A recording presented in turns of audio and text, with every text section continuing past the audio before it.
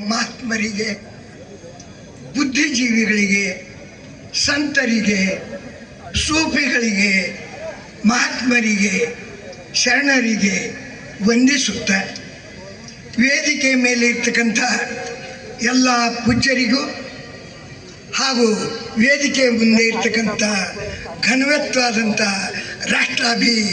ಅಭಿಮಾನಿಗಳಿಗೆ, ಬಾಂಧವರಿಗೆ ಇವತ್ತಿನ ದಿವಸ ಕಲ್ಯಾಣದಲ್ಲಿ 12ನೇ ಶತಮಾನ ಪ್ರಾರಂಭ ಆಗಿದೆ ಅಂತ ಅನ್ನಿಸ್ತದೆ. ಬಸವಣ್ಣವರು ಜಾತಿ ಹೊಡಿಲಿಕ್ಕೆ ಹೇಳಿಲ್ಲ, ಎಲ್ಲರಿಗೆ ನನ್ನವರು ಅಂತ ಹೇಳಿದ್ರು. ಆ ರೀತಿಯಿಂದ ಇಲ್ಲಿ ನೋಡಿದ್ರೆ ಬರೀ ಲಿಂಗಾಯತರು ಬಂದಾರೋ, ಮರಾಠ ಬಂದಾರೋ, ಬ್ರಾಹ್ಮಣ ಬಂದಾರೋ ಅಂತ ಹೇಳಬೇಕಾಗಿಲ್ಲ, ಎಲ್ಲರೂ ಬಂದಿದ್ದಾರೆ. ಅಂದರೆ ಶರಣರ ಪರ್ವಕಾಲ ಮತ್ತೆ ಪ್ರಾರಂಭ ಆಗ್ಯದ. ಈ ವೇದಿಕೆ ಮುಖಾಂತರ ನಾನು ಒಟ್ಟು ಮೊದಲು ಗೌರವಾನ್ವಿತ ನ್ಯಾಯಮೂರ್ತಿಗಳಿಗೆ ಅಭಿನಂದನೆ ಸಲ್ಲಿಸ್ತೀನಿ. ಯಾಕೆ ಈ ಮಾತು ಅಪ್ಪಾಜಿಯವರು ಮಾತಾಡಬಾರ್ದು ಅಂತ ಹೇಳಿದರು, ಒಪ್ತೀನಿ. ಯಾಕಂದ್ರೆ ಇಲ್ಲಿನ ಪೊಲೀಸರು, ತಹಶೀಲ್ದಾರರು ಏನು ವರದಿ ಕೊಟ್ಟಿರೋ ಅದರ ಪ್ರಕಾರ ಏನೋ ಆಗ್ತದೆ ಅಂತ ಹೇಳಿ ಕೊಟ್ಟರು. ಆದ್ರೆ ಅಭಿನಂದನೆ ಯಾಕೆ ಸಲ್ಲಿಸ್ತೀನಿ? ಒಂದು ಮೌನ ಲಕ್ಷ ಮಾತಾಡಿದಂಗ, 1000 ಮಾತಾಡಿದಂಗ. ಇವತ್ತಿನ ದಿವಸ ಅಪ್ಪ ಅವ್ರಿಗೆ ಮಾತಾಡ್ಲಿಕ್ಕೆ ಆಸ್ಪತ್ರೆ ಕೊಟ್ಟರೆ ಭಾಳ ತಪ್ಪಾಗ್ತಿತ್ತು. ಯಾಕೆ ಇಷ್ಟೇ ಜನ ಕೇಳ್ತಿರು, ಅವ್ರ ಮುಂದೆ ಎಷ್ಟು ಜನ ಕುಂತಾರ ಅಷ್ಟೇ ಕೇಳ್ತಿರು. ಇವಾಗ ಆಂಧ್ರದಲ್ಲಿ, ಮಹಾರಾಷ್ಟ್ರದಲ್ಲಿ, ಕರ್ನಾಟಕದಲ್ಲಿ ಮೂಲೆಯಲ್ಲಿ ಚರ್ಚೆ ಇದೆ. ಅಪ್ಪ ಅವರು ಅವಾಗ ಏನೋ ಮಾತಾಡಿರಲ್ರಿ, ಅದ್ರ ಮೇಲೆ ಹಾಕ್ತಾ ಇದ್ದಾರೆ. ಅಪ್ಪ ಅವ್ರು ಏನು ಮಾತಾಡಿರು ಅದ್ರ ಚರ್ಚೆ ನಡೀತಾ ಇದೆ. ಅಂದ್ರೆ ಅಪ್ಪ ಅವರ ಮಾತಿನ ಚರ್ಚೆಯ ಸುರುಳಿ ಬಿಚ್ಚುತ್ತಾ ಇದೆ. ಅವ್ರು ಇಲ್ಲೇ ಮಾತಾಡಿದ್ರು ಸ್ವಲ್ಪ ಆಡ್ತಿದ್ರು, ಈಗ ಮನೆಯಲ್ಲಿ ಮಾತಾಡ್ತಾ ಇದ್ದಾರೆ. ಕೇವಲ ಭಾಷಣ ಕೇಳಿದವರಿಗಷ್ಟೇ ಅಲ್ಲ, ಮನೆಯಲ್ಲಿ ಅವರ ಮಾತುಗಳನ್ನು ನಡೀತಾ ಇದೆ. ಅಂದ್ರೆ ಅವರಿಗೆ ನಾವು ಅಭಿನಂದನೆ ಸಲ್ಲಿಸಲೇಬೇಕು. ಯಾಕಂದ್ರೆ ಮೌನ ರೀತಿಯಿಂದ ಎಲ್ಲ ಕಡೆ ಕಳಿಸಿದ್ರು ಸುದ್ದಿ, ಮೌನವಾಗಿ ಮನೆಗೆ ಸುದ್ದಿ ಮೂಡ್ತು. ಅದೇ ರೀತಿ ನಮ್ಮ ಕೆಲವು ಬಾಂಧವರು ವಿರೋಧ ಮಾಡಿದ್ರು. ಪಾಪ ಅವರಿಗೂ ಸ್ವಲ್ಪ ಪ್ರಚಾರ ಸಿಕ್ತು. ಇದ್ದವ್ರು ದೊಡ್ಡವ್ರಿಗೆ ತಕ್ಕಿ ಹಿಡಿದ್ರೆ ಹೇಳ್ತಾರಲ್ಲ, ಕುಸ್ತಿ ಆಡೋ ಹೊತ್ತಿಗೆ ಬಂಗಾರ ಕಡಿದು ಒಂದ್ಸರಿ ಕುಸ್ತಿ ಹಿಡಿದ್ರೆ ಬಿದ್ದವನಿಗೂ ಇನಾಮ್ ಸಿಗ್ತದೆ. ದೊಡ್ಡವ್ರ ಸರಿ ಕುಸ್ತಿ ಹಿಡಿದ್ರೆ ಬಿದ್ದವ್ರಿಗೂ ಇನಾಮ್ ಸಿಗ್ತದೆ. ಅದಕ್ಕಾಗಿ ಅವರಿನ್ನೂ ರಿವಿಷನ್ ಆಯಿತು. ಇಂಥ ಒಂದು ಮಹತ್ವದ ಕಾರ್ಯಕ್ರಮದಲ್ಲಿ ಬಹಳ ಜೋಪಾನವಾಗಿ ಮಾತಾಡಬೇಕಾಗ್ತದೆ. ನಾನು ಯಾವ ಮಠಾಧೀಶ ಅಲ್ಲ, ಧರ್ಮದಲ್ಲಿ PhD ಮಾಡಿದವನಲ್ಲ. ಆದರೆ ಪುಣ್ಯಾತ್ಮರ ಜೊತೆಯಲ್ಲಿ ಸಹವಾಸ ಇದೆ, ತಮ್ಮಂಥ ಅಭಿಮಾನಿಗಳ ಜೊತೆಯಲ್ಲಿ ಸಹವಾಸ ಇದೆ. ತಮ್ಮ ಎಲ್ಲರಿಂದ ಕಲಿತು ನಾನು ಕೆಲವು ಮಾತಾಡ್ತೀನಿ. ನಾನು ಇಲ್ಲಿ ಭಾಷಣ ಮಾಡ್ಲಿಕ್ಕೆ ಬಂದಿಲ್ಲ, ನನಗೆ ಕೆಲವು ಸಂಶಯ ಅದ. ಇಲ್ಲಿ ಮಹಾವಿದ್ವಾನರು, ಮಠಾಧೀಶರು ಎಲ್ಲರೂ ಬಂದಾರ. ಅವ್ರ ಎದುರಿಗೆ ನನ್ನ ಕೆಲವು ಸಂಶಯನ ಒಬ್ಬ ವಿದ್ಯಾರ್ಥಿಯಾಗಿ, ಒಬ್ಬ ನಾಗರಿಕನಾಗಿ ಕೆಲವು ಮಾತನ್ನ ಹೇಳ್ತೀನಿ.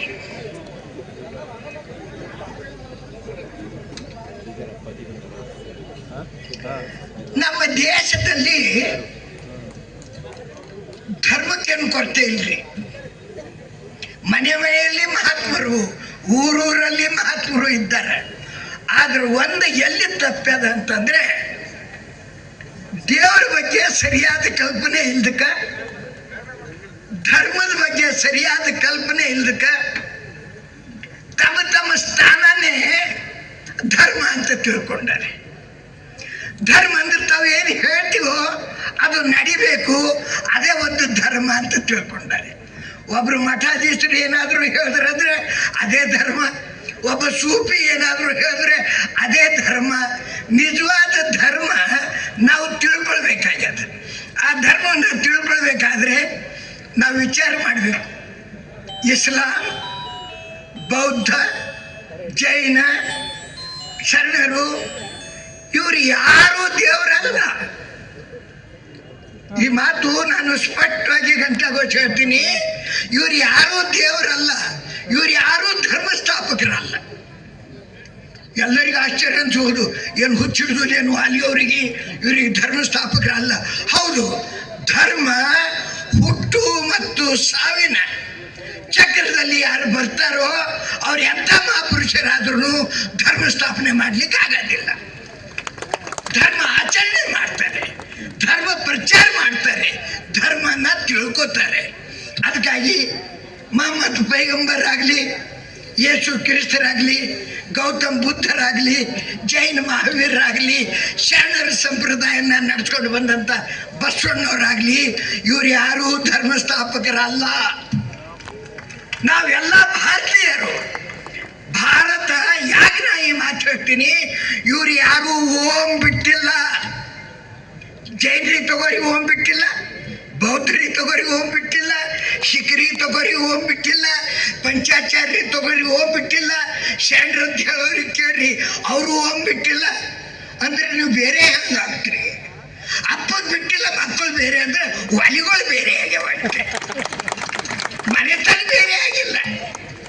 ಅಂಥವ್ರು ಪಾಲ ಮಾಡಿಕೊಂಡು ಒಲೆ ಬೇರೆ ಮಾಡಿ ಅಡಿಗೆ ಬೇರೆ ಮಾಡಿ ಊಟ ಮಾಡ್ತಾ ಇದ್ದಾರೆ.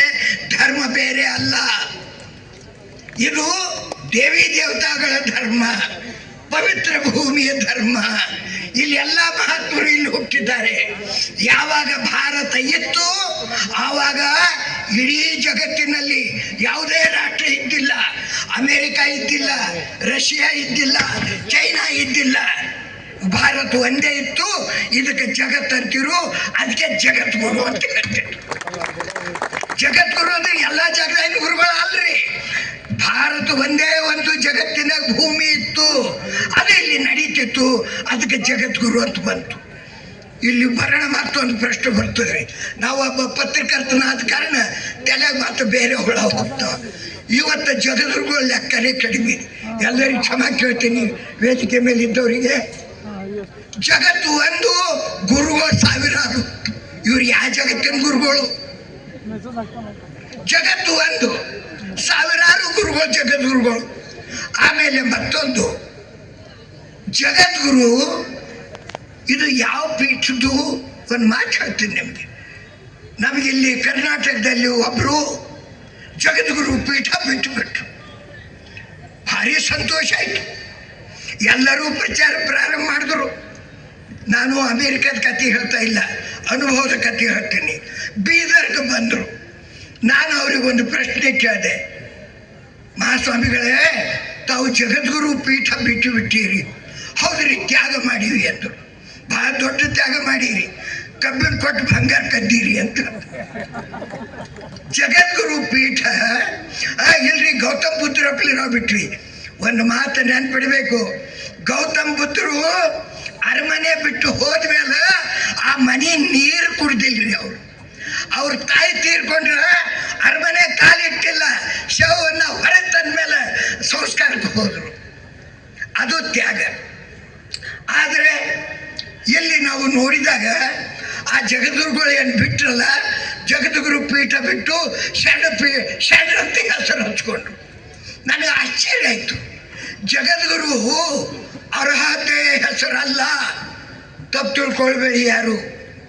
ಅದು ಯೋಗ್ಯತೆಯ ಹೆಸರಲ್ಲ, ಏನು ಪೀಠದ ಹೆಸರು. ಆ ಪೀಠ ಮೇಲೆ ನನಗೀಗ ಗುರುಗಳು ತಮ್ಮ ಮಠಕ್ಕೆ ಒಯ್ದು ಕೂಡಿದ್ರು ಅಂದ್ರೆ ವಾಲಿಯವರು ಜಗದ್ಗುರು ಆಯ್ತಾರೆ. ನಾಳೆಗೆ ನನಗೆ ಆ ಪೀಠ ಕೂಡಿದ್ರು ಸಾಕು, ನನ್ನ ಮೇಲೆ ಯೋಗ್ಯತೆ ಅದ ಇಲ್ಲ ನೋಡಬೇಕಾಗಿಲ್ಲ. ಯಾವ ರೀತಿ ಜಿಲ್ಲಾಧಿಕಾರಿ ಪೋಸ್ಟು, ಅಲ್ಲಿ ತಿಳಿದವರು ಬರ್ತಾರೆ, ತಿಳಿಯಲ್ದವರು ಬರ್ತಾರೆ, ಶಾಣ್ಯರು ಬರ್ತಾರೆ. ಯಾರು ಕೂತ್ರು ಅವ್ರಿಗೆ ನಾವು ಡಿ ಸಿನೇ ಇರಬೇಕು. ಅದೇ ರೀತಿ ಜಗದ್ಗುರು ಪೀಠ ಪೀಠದ ಹೆಸರು, ಶರಣ ಇದು ಅರ್ಹತೆಯ ಹೆಸರು. 6 ಮೆಟ್ಟಲು ದಾಟ ನಿಲ್ಬೇಕು. ಅದಕ್ಕೆ ನಾ ಜಗದ್ಗುರುಗಳಿಗೆ ಹೇಳಿದೆ, ಸ್ವಾಮೀಜಿ ನೀವು ಕಬ್ಬಿಣ ಕೊಟ್ಟಿರಿ, ಬಂಗಾರ ಕದ್ದೀರಿ ಅಂತ. ಶರಣ ಹಂಚ್ಕೊಂಡು ದೊಡ್ಡವರಾಗಿಲ್ಲ, ನೀವು ಜಗದ್ಗುರು ಪೀಠ ಬಿಟ್ಟು ದೊಡ್ಡವರಾಗಲ್ಲ. ಅದಕ್ಕೆ ಇಂಥ ಅನೇಕ ಅವ ಅವೆಲ್ಲ ಸಮಂಜಸವ ಭಾರತದಲ್ಲಿ ನಡೀತಾ ಇರ್ತಾವ. ತಾವು ನಾವು ಎಲ್ಲ ಅದನ್ನು ಸರಿಯಾಗಿ ನೋಡ್ಕೊಳ್ಬೇಕಾಗ್ತದೆ. ಧರ್ಮ ಲಿಂಗ ಪೂಜೆ ಹೆಸರು ಅಲ್ರಿ, ಧರ್ಮ ನಮಾಜ್ ಬೀಳೋ ಹೆಸರು ಅಲ್ರಿ, ಧರ್ಮ ಪ್ರಾರ್ಥನೆ ಮಾಡುವ ಹೆಸರು ಅಲ್ರಿ. ಅಂದ್ರೆ ಧರ್ಮ ಅಂದ್ರೆ ಏನು? ಇವೆಲ್ಲ ಏನು ಮಾಡೋರು ಹುಚ್ಚರ್ರೇನು? ಇಲ್ಲ, ಇವರೆಲ್ಲರೂ ಶಾಣ್ಯರ. ಅವ್ರು ಏನು ಮಾಡ್ತಾರೆ? ಧರ್ಮ ತಿಳ್ಕೊಳ್ಳಿಕ್ಕೆ ಕೆಲವು ಸಾಧನಗಳನ್ನು ಮಾಡ್ಕೊಂಡಾರೆ. ಕೆಲವ್ರು ನಮಾಜ್ ಬೀಳ್ತಾರೆ, ಕೆಲವ್ರು ಲಿಂಗ ಪೂಜೆ ಮಾಡ್ತಾರೆ, ಕೆಲವ್ರು ಚರ್ಚ್ದಾಗ ಹೋಗಿ ಪ್ರಾರ್ಥನೆ ಮಾಡ್ತಾರೆ. ಇವ್ರು ಯಾರೂ ಧರ್ಮ ಆಚರಣೆ ಮಾಡ್ತಾ ಇಲ್ಲ. ಧರ್ಮನ್ನ ತಿಳ್ಕೊಲಿಕ್ಕೆ, ಧರ್ಮನ ಆಚರಣೆ ಹೇಗೆ ಮಾಡ್ಬೇಕಂತ ಕಲೀಲಿಕ್ಕೆ ಅವ್ರು ಅದನ್ನು ಮಾಡ್ತಾ ಇದ್ದಾರೆ. ಅದನ್ನು ಅವರು ಮಾಡಲೇಬೇಕು, ಅದು ಮಾಡ್ತಾ ಇದ್ದಾರೆ. ಆದರೆ ಇದಕ್ಕೆ ಧರ್ಮ ಅಂತ ತಿಳ್ಕೊಬೇಡ್ರಿ. ಧರ್ಮ ಎಂದೂ ಯಾರಿಗೆ ವ್ಯತ್ಯಾಸ ಮಾಡೋದಿಲ್ಲ. ಎಲ್ಲರೂ ಒಂದು ಅಂತಕ್ಕಂಥದ್ದು ಏನಿರ್ತದೆ ಅದಕ್ಕೆ ಧರ್ಮ ಅಂತಾರೆ. ದಯ ಅದ, ಶಾಂತಿ ಅದ, ಸೌಹಾರ್ದತೆ ಅದ, ಇವೆಲ್ಲ ಧರ್ಮದ ಲಕ್ಷಣ. ಹಳ್ಳಿ ಭಾಷೆಯಲ್ಲಿ ಹೇಳಬೇಕಾದ್ರೆ ಬೆಂಕಿ ಇದ್ದಂಗ್ರಿ, ಅದ್ರ ಮೇಲೆ ಕುಟ್ಟು ಕೈ ಇಟ್ಟರು ಸುಡ್ತದ, ಕಣ್ಣಿದ್ದವರಿದ್ರೂ ಸುಡ್ತದ, ಮೂಕಕ್ಕೆ ಕೈ ಇಟ್ಟರು ಸುಡ್ತದ, ಶಾಡ್ಯರಿದ್ರೂ ಸುಡ್ತದ, ಜಗದುರ್ಗೋ ಕೈ ಇಟ್ಟರು ಸುಡ್ತದ, ಒಬ್ಬ ದಡ್ಡ ಕೈ ಇಟ್ಟರು ಸುಡ್ತದ. ಯಾಕೆ? ಅದು ಧರ್ಮ. ಅದು ಅದೇ ರೀತಿ ಧರ್ಮ ಎಲ್ಲರಿಗೆ ಒಂದೇ ರೀತಿಯಲ್ಲಿ ಯಾವ್ದು ನೋಡ್ತದೋ ಅದಕ್ಕೆ ನಾವು ಧರ್ಮ ಅನ್ಬೇಕು. ಅದು ನಮ್ಮ ಧರ್ಮ, ಅದನ್ನು ನಾವು ತಿಳ್ಕೋಬೇಕು. ಇನ್ನು ಮುಂದೆ ಬೇರೆ ಬೇರೆ ಯಾರು ಏನೇಕೆ ಮಾಡ್ಕೊಂಡ್ರು ಅವ್ರ ಇಚ್ಛೆ. ಗಾಳಿ, ನೀರು, ಬೆಂಕಿ ಇದು ಯಾವ ರೀತಿ ನೀವು ಅನ್ಬೋದು? ನಂದು ಗಾಳಿ, ನಂದು ಭೂಮಿ, ನಂದು ನೀರು ಅಲ್ಲ. ನೀ ಏನು ಕುಡಿತಿ ಅದು ನಿನ್ನ ಹೊಟ್ಟಾಗಿದ್ದಿದ್ದ ನೀರು, ಉಳಿದಿದೆಲ್ಲ ಎಲ್ಲರದು ನೀರು. ಗಾಳಿ ಇದು ಎಲ್ಲರದು, ನೀ ಏನು ಶ್ವಾಸ ತಗೊಳ್ತಿ ಅದು ಅಷ್ಟೇ ನಿಂದು. ಈ ರೀತಿಯಿಂದ ಧರ್ಮ ಒಂದು ಇದೆ. ಅದನ್ನು ಯಾರ್ದವರು ತಮ್ಮ ತಮ್ಮ ಸ್ವಾರ್ಥಕ್ಕಾಗಿ ಮಾಡ್ತಾರೆ. ಪ್ರಜಾಪ್ರಭುತ್ವದಲ್ಲಿ ಒಂದು ಮಾತು ನಾನು ಸ್ಪಷ್ಟವಾಗಿ ಒಬ್ಬ ಪತ್ರಕರ್ತನಾಗಿ 50 ವರ್ಷ ಅದರಲ್ಲಿ ದುಡ್ದೀನಿ. ಈಗ 94 ವರ್ಷ ಮುಗೀತು. ಒಂದು ಮಾತು ನಾನೇನು ಹೇಳ್ತೀನಿ, ಪ್ರಜಾಪ್ರಭುತ್ವ ಅಂದ್ರೆ ಸ್ವೇಚ್ಛಾಚಾರ ಅಲ್ಲ. ಪ್ರಜಾಪ್ರಭುತ್ವ ಜವಾಬ್ದಾರಿ, ಅಧಿಕಾರ ಮತ್ತು ತನ್ನ ಜವಾಬ್ದಾರಿ ಎರಡನ್ನ ಅರ್ಥರಾಗ್ತದೆ. ಈಗ ನನಗೆ ಆಶ್ಚರ್ಯ ಆಯಿತು. ನಾನು ಈ ಗದ್ದಲದ ಬಗ್ಗೆ ಚರ್ಚೆ ಮಾಡ್ತಾ ಇಲ್ಲ, ಸ್ವಾತಂತ್ರ್ಯದ ಬಗ್ಗೆ ಚರ್ಚೆ ಮಾಡ್ತಾ ಇದ್ದೀನಿ, ಪ್ರಜಾಪ್ರಭುತ್ವದ ಬಗ್ಗೆ ಮಾತಾಡ್ತಾ ಇದ್ದೀನಿ. ಇಲ್ಲಿರ್ತಕ್ಕಂಥ ಜಿಲ್ಲಾಧಿಕಾರಿಗಳಾಗಲಿ, ತಹಶೀಲ್ದಾರಾಗಲಿ, SP ಅವರಾಗಲಿ, ಈ ಆಡಳಿತ ನಡೆಸೋ ಅಧಿಕಾರಿಗಳಾಗಲಿ, ಅವರು ಕಣ್ಣ ಮೇಲೆ ಕಣ್ಣಿಟ್ಟು ಎಲ್ಲಿ ಏನಾಗ್ತದೆ ಅದನ್ನು ನೋಡಿಕೊಂಡು ಅದರಂತೆ ವ್ಯವಸ್ಥೆ ಮಾಡಬೇಕು. ಅದನ್ನು ಬಂಧನ ಮಾಡಬಾರ್ದು, ಅದನ್ನು ತಡೆ ಹಿಡಿಬಾರ್ದು. ಇಲ್ಲಿ ಗುರುಗಳು ಬಂದರೆ ದೊಡ್ಡ ಹಾಹಾಕಾರ ಆಗ್ತದೆ ಅಂಥೇಳಿ ವರದಿ ಕೊಟ್ಟರಲ್ಲ ಮಹಾಪಂಡಿತರು,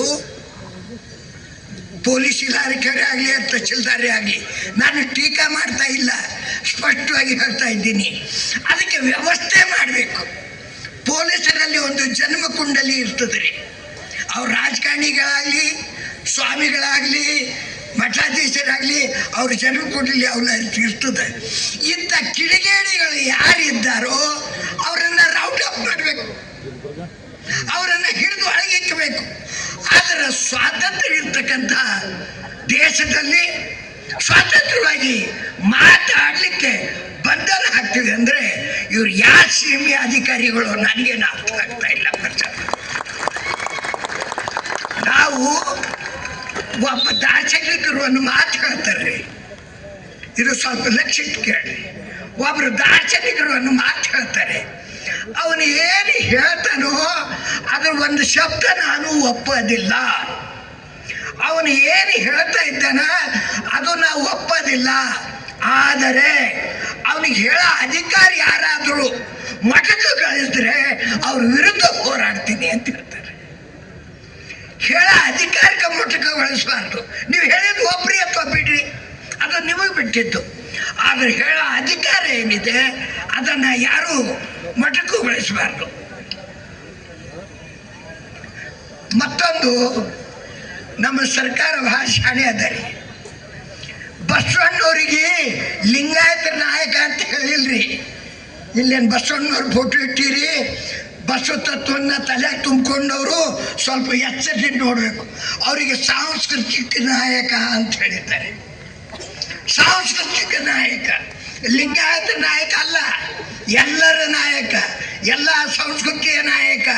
ಅದನ್ನು ಇಟ್ಟು ಯಾರು ಬೇಕಾದವ್ರು ಮಾಡ್ಬೋದು.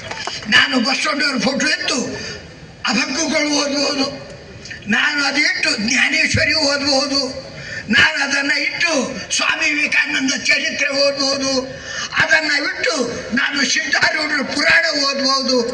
ಬಸವಣ್ಣವ್ರಿಗೆ ವಿರೋಧ ಮಾಡಲಿಕ್ಕೆ ಆಗೋದಿಲ್ಲ. ಅವರು ಸಾಂಸ್ಕೃತಿಕ ನಾಯಕರು. ಒಂದು ಜಾತಿ, ಒಂದು ಪಂಥ, ಒಂದು ಮಠ, ಒಂದು ಗುಂಪಿನ ನಾಯಕರಲ್ಲ. ಇದನ್ನು ನಾವು ತಲೆಯಲ್ಲಿ ಇಟ್ಕೊಳ್ಬೇಕು.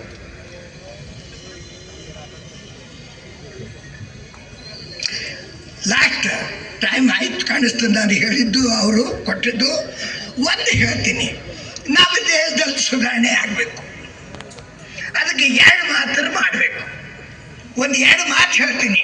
ಅದು ಸರ್ಕಾರ ಒಪ್ಪಲಿ ಬಿಡಲಿ, ನೀವು ಸರ್ಕಾರಕ್ಕಿಂತ ದೊಡ್ಡವರು ಇರ್ತಕ್ಕಂಥ ಜನತೆ ನಾನು ಮುಂದಿದ್ರಿ, ನಿಮ್ಮ ಎದುರು ಹೇಳ್ತೀನಿ. ಏನು, ಈ ದೇಶದಲ್ಲಿ ಯಾವ ಕಾನೂನು ಮಾಡಿದ್ರು ಸುಧಾರಣೆ ಆಗಲ್ಲ. ಒಂದು ಮಾತು ಮಾಡಿದ್ರೆ ಆಗ್ತದೆ. ನಮ್ಮ ದೇಶದ ಶಿಕ್ಷಕರಿಗೆ, ಈ ದೇಶದ ಪೊಲೀಸು ಮತ್ತು ಸೈನಿಕರಿಗೆ ಅವ್ರು ಸತ್ತರೂ ಅವ್ರ ಮಕ್ಕಳಿಗೆ ಹೆಂಡತಿಗೆ ಪೀಡೆ ಆಗೋದಿಲ್ಲ. ನನ್ನ ಮಕ್ಕಳು ಬೇಕಾದಂಗೆ ಓದ್ಲಿಕ್ಕೆ ಸಾಧ್ಯ ಇದೆ ಎಂಬ ಭರವಸೆ ಕೊಟ್ಟರೆ ನಮ್ಮ ದೇಶ ಸುಧಾರಣೆ ಆಗ್ತದೆ. ಯಾಕೆ ಮಾತು ಹೇಳ್ತೀನಿ? ಶಿಕ್ಷಕರು ಪ್ರಾಮಾಣಿಕವಾಗಿ ದುಡಿತಾರೆ. ಅದ್ರಲ್ಲಿ ದುಡಿದವರು ನಾಳೆ ಜಡ್ಜ್ ಆಗ್ಬೋದು, ಲೀಡರ್ ಆಗ್ಬೋದು, ಸ್ವಾಮಿಗಳಾಗ್ಬೋದು, ಏನಾದರೂ ಆಗ್ಬೋದು. ಆದರೂ ಒಳ್ಳೆಯವರಾಗ್ತಾರೆ. ಮತ್ತು ಪೊಲೀಸರಿಗೆ ಚಿಂತೆ ಇಲ್ಲದೆ ಇದ್ರೆ, ಇವತ್ತು ಪೊಲೀಸರಿಗೆ ಏನು ಚಿಂತೆ ಇದೆ? ನನ್ನ ಮಗ IAS ಆಗಲ್ರಿ, ನನ್ನ ಮಗ IPS ಆಗಲ್ರಿ ಅಂತ. ಅದು ಅವ್ರಿಗೆ ಗ್ಯಾರಂಟಿ ಬರಬೇಕು.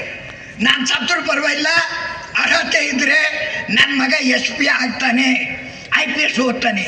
ಇವು ಗ್ಯಾರಂಟಿ ಸಿಕ್ಕರೆ ನಮ್ಮ ದೇಶದಲ್ಲಿ ಒಂದು ಮನೆಗಿಂದ ಇಲಿ ಮತ್ತೊಂದು ಮನೆಯಾಗ ಹೋದ್ರೆ ಪೊಲೀಸರು ಕಂಡುಹಿಡಿತಾರೆ. ಕಳ್ರಿ ಅಲ್ಲ, ಒಂದು ಮನೆ ಇಲಿ ಮತ್ತೊಂದು ಮನೆಯಾಗ ಹೋದ್ರೂ ಅವ್ರು ಕಂಡುಹಿಡಿತಾರೆ. ಆದ್ರೆ ಅವ್ರಂತಾರೆ, ನಾವು ಏನು ಮಾಡೋರಿ, ದುಡ್ಡು ಹಿಂಗೆ ಸಾಯ್ತು, ರೊಕ್ಕ ಇದ್ದವ್ರು SP ಆಗಿ ಬರ್ತಾರೆ, ನಮಗೆ ಏನು ದುಡ್ದು ಏನದ ರೀ ಅಂತ ನಿರಾಶೆ ಆಯ್ತಾರೆ. ಅದಕ್ಕೆ ಶಿಕ್ಷಣದಲ್ಲಿ ಬದಲಾವಣೆ ಆಗಬೇಕು ಮತ್ತು ಪೊಲೀಸರಲ್ಲಿ. ಇವೇನಾದರೆ ಎಲ್ಲ ಕ್ಷೇತ್ರಗಳು ತನ್ನಷ್ಟಕ್ಕೆ ತಾನೇ ಆಗ್ತದೆ. ಈಗ ಇದರ ಸುಧಾರಣೆಗಾಯಿತು. ಹಣದ ಕೊರತೆಗೆ ಏನು ಮಾಡಬೇಕು? ಹಣದ ಕೊರತೆ ಇದೆ ನಮ್ಮ ದೇಶದಲ್ಲಿ. ಅದಕ್ಕೆ ಏನು ಮಾಡಬೇಕು? ಏನು ಮಾಡೋದು ಬೇಕಾಗಿಲ್ಲ. ಒಂದೇ ಒಂದು ಆರ್ಡರ್. ಏನು?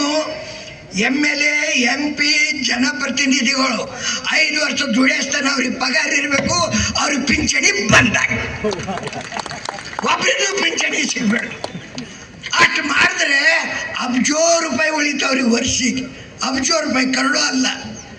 ಯಾಕಂದರೆ ಇವರು 35 ವರ್ಷ ದುಡ್ದವರಿಗೆ ಸರ್ಕಾರಿ ನೌಕರಿಗೆ ಪಿಂಚಣಿ ಇಲ್ಲ. ಇವರು 5 ವರ್ಷ ದುಡಿದು ಮತ್ತು ಕೋಟ್ಯಾವಧಿ ಗಳಿಸಿ ಮತ್ತು ಪಿಂಚಣಿ ತಗೋತಾರೆ. ನಾವು ಜನಪ್ರತಿನಿಧಿ ಅದ ಪಿಂಚಣಿ ಬಂದಾಗಬೇಕು. ಅವ್ರು ಇರಸ್ತನ ಎಲ್ಲ ಸವಲತ್ತು ಕೊಡಬೇಕು. ಆದರೆ ಅವರು ಇಳಿದ ಮೇಲೆ ಅವ್ರಿಗೆ ಯಾವುದೇ ರೀತಿ ಸವಲತ್ತು ಸಿಗಬಾರ್ದು, ಹಣ ಸಿಗಬಾರ್ದು. ಅವ್ರು ತಮ್ಮ ವ್ಯವಹಾರ ಮಾಡಿ ಉಪಜೀವನ ಮಾಡಬೇಕು. ಇಂಥ ಅನೇಕ ಕಾರ್ಯಗಳಿವೆ. ಇನ್ನೂ ಬೇಕಾದಷ್ಟು ಹೇಳಬೇಕಾಗ್ಯದ. ಆದರೆ ಟೈಮ್ ಆಗ್ಯದ. ನನಗೆ ಇಂಥ ಒಂದು ದೊಡ್ಡ ವೇದಿಕೆಯಲ್ಲಿ ಮೊಟ್ಟ ಮೊದಲು ಪ್ರಾಸ್ತಾವಿಕವಾಗಿ ಮಾತಾಡಲಿಕ್ಕೆ ಹೇಳಿದ್ದಕ್ಕಾಗಿ ನಾನು ವೇದಿಕೆಯ ಮೇಲೆ ಇರ್ತಕ್ಕಂಥ ಎಲ್ಲ ಪೂಜ್ಯರಿಗೂ ವಿಶೇಷವಾಗಿ ತಮಗೆ ನಾನು ಅಭಿನಂದನೆ ಸಲ್ಲಿಸ್ತೇನೆ. ಒಂದೇ ಮಾತು.